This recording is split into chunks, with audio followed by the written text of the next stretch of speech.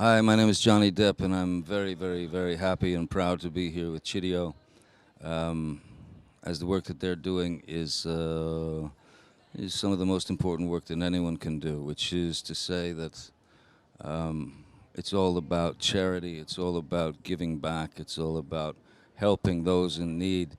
I've had the great honor of working with foundations such as Make a Wish, which is very near and dear to my heart. The Art of Elysium, very near and dear to my heart, and Music Cares, of course.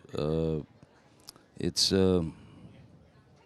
it's one of those things where you have to realize that whatever your day is, whatever you're doing, whatever your job is, whatever people think of you or project you to be, none of it matters, really, until you look round and see people who are in need.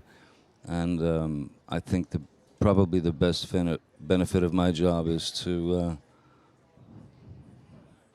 help to make people smile who otherwise wouldn't or couldn't have a smile on their face. So yeah, that's my deal. There are two guys, a guy named Killer Mike and a guy named LP, and they've done they've done two records. They're called Run the Jewels, and the beauty of what they do is that it is. I mean, it's brilliant musically.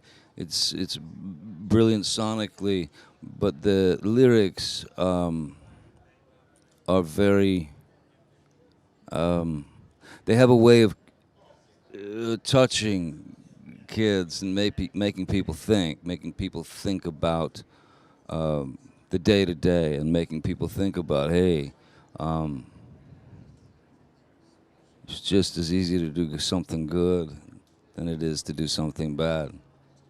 And they're both fun, I get it, but it's it's time really now in the world, really now, because it's getting more and more unpleasant out there. It's important now for us to pay attention to the generations coming up and to salute them and teach them the best that we can, you know. So Run the Jewels is probably the best stuff I've listened to as of late, you know.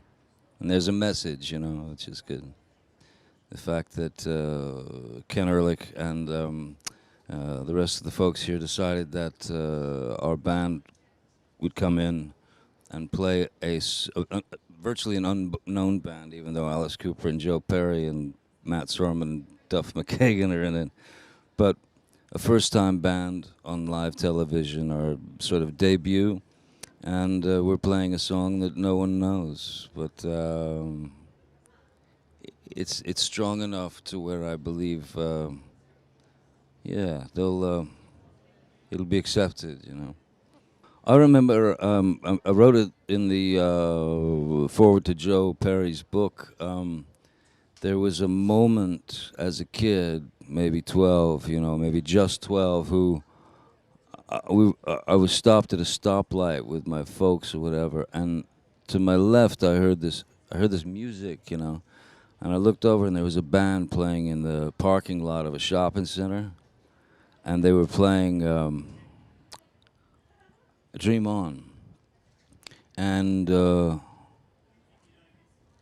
that combined with Keith Richards, the very reason I ever picked up a guitar. So for me to be playing in a band with the man who's responsible for me playing the guitar is quite a, yeah, no, it's quite an honor. And with Alice Cooper, who, I mean, I grew up on Alice's music, and he was one of those guys that, you know, especially at that age, you know, when he's singing about, you know, Billion Dollar Babies or Dwight Fry or School's Out, or it hits you, you know, it hits you, and it still hits you. So, thank you. Thanks very much again.